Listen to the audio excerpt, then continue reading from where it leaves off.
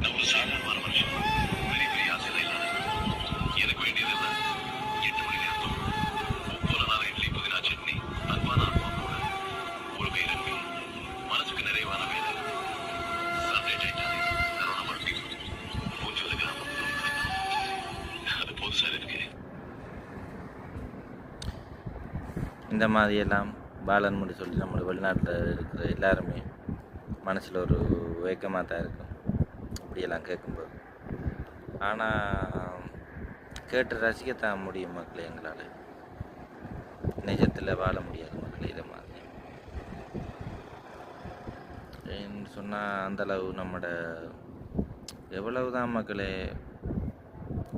பிரச்சனையில் முடிச்சு போட்டு போக மாட்டாங்க மக்களே. ஏதோ ஒரு காரணத்துக்காக மக்களே திரும்பி இந்த வெளிநாடுன்னு சொல்லி ஒரு போதை சொல்லப்போனால் மக்களே இதில் சிக்கித்து வாழ்கிற மக்களே. இதான் மக்களே எங்களோட வாழ்க்கை.